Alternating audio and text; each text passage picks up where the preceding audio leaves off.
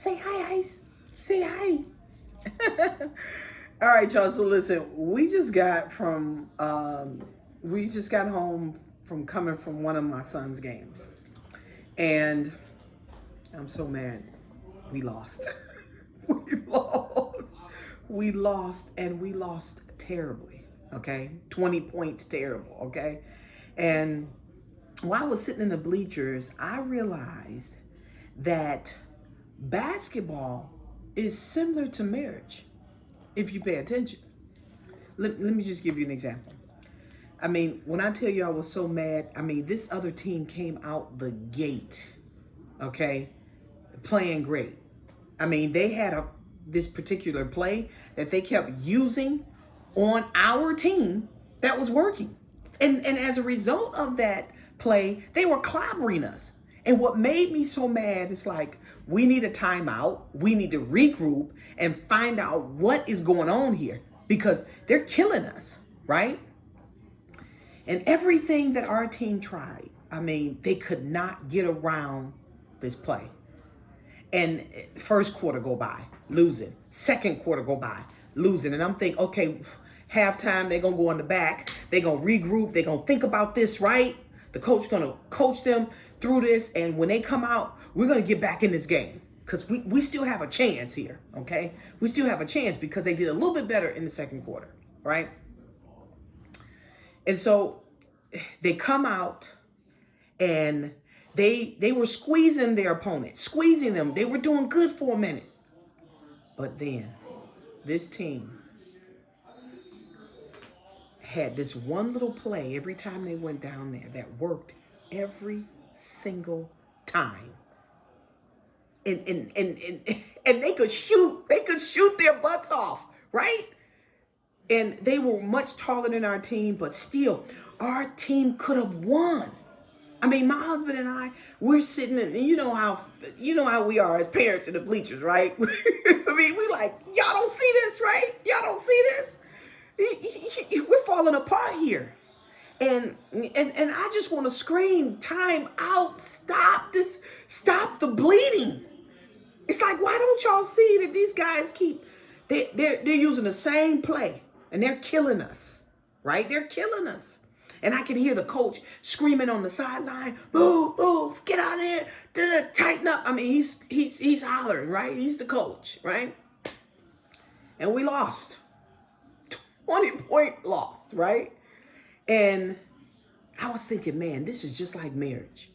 You know, sometimes we can look into somebody's marriage and see where they're bleeding. And it's like, if you would just stop doing that, the marriage would get better. If the wife would start doing this, if the husband would stop doing this, it was like, and your opponent in your marriage is the enemy, right? And here's the thing, he has the same play.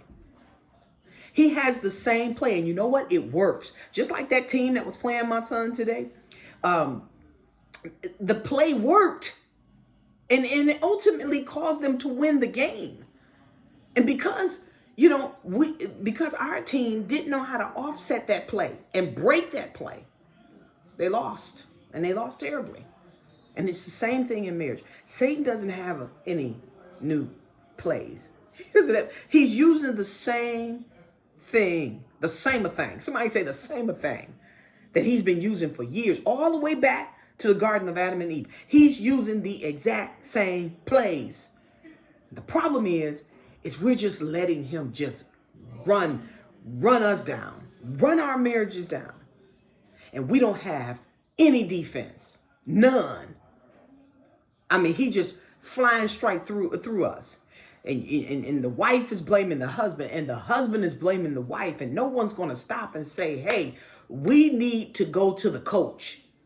And maybe we need to listen to the coach. And who is our coach?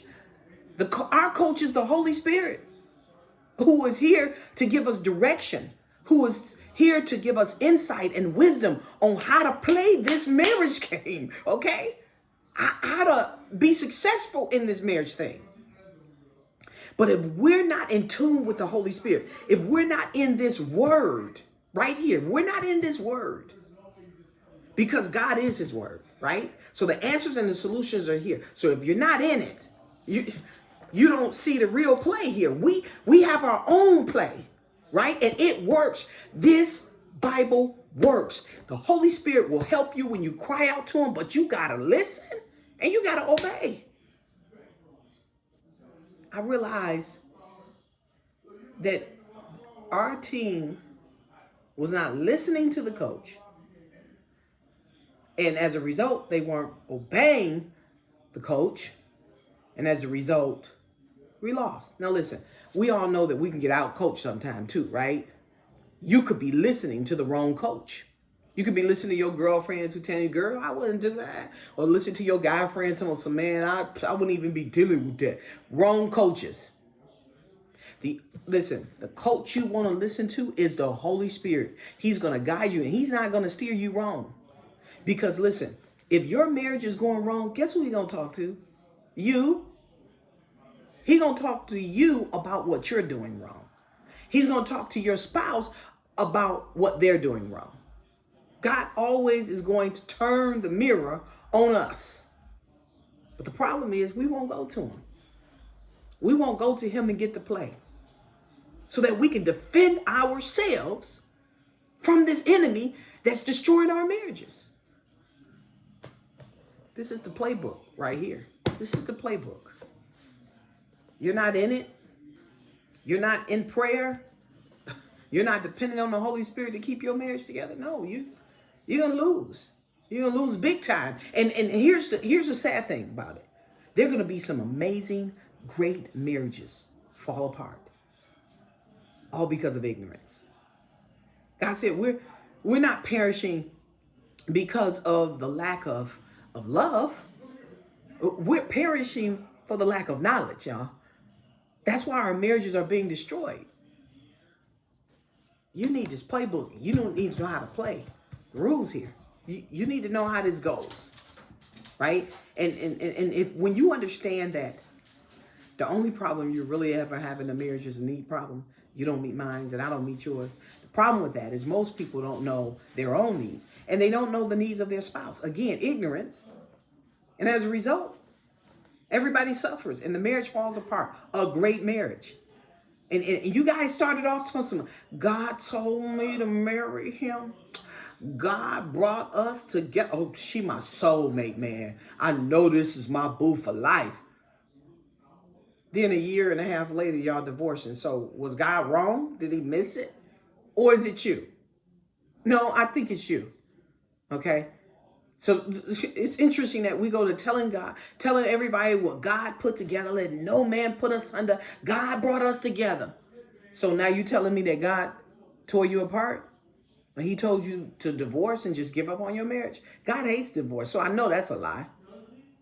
Right? He knows it's going to happen because many of us are just disobedient. And we're not going to play by the playbook. And listen, this playbook even tells us about our enemy, tells us his gameplay. He tell us how he's going to do, how he's going to act, how he's going to talk, all of that stuff. He tells us the game. He gives us the playbook for our enemy. And then he said, keep your eyes open because he came to kill, steal, and destroy. And he's not going to give up until he does that. But if you have your play, if you got this play down pat, he said, and the light, John 1, he said, the light that comes from God, the darkness cannot overcome it. So when you're walking in the light and the truth of this word, when you're operating and not just talking about you know God, okay, everybody talking about they know God. But are you living it? Are you applying it? Because that's when your light is shining bright like a diamond. And that's when the darkness cannot overcome you, when you actually hear the word and apply it. We lost big time today. It was terrible. I don't want you to lose. I don't want you to lose when it's clearly a way to win. It's a way to win. But you got to be willing to do the work. You got to be willing to get in this word, get on your knees and fight for your marriage. That's what you're going to do. You're going to keep letting the enemy play this same old game with y'all? He's using the same tricks. And then y'all pointing at each other, blaming each other. That's so old. It's played out. What you gonna do? You gonna fight for your marriage? You just gonna sit there and let the enemy take it? It's up to you. The playbook is here. And if you're a wife watching this and you like, Toy,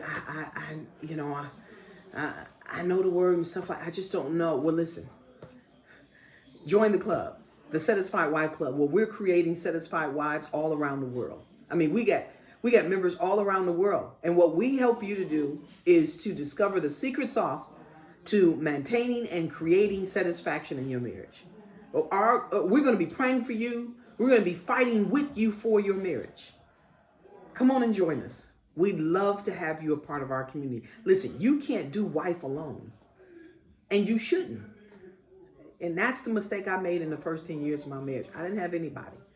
And that's why I created this community, the Satisfied Wife Club. So come on and join us.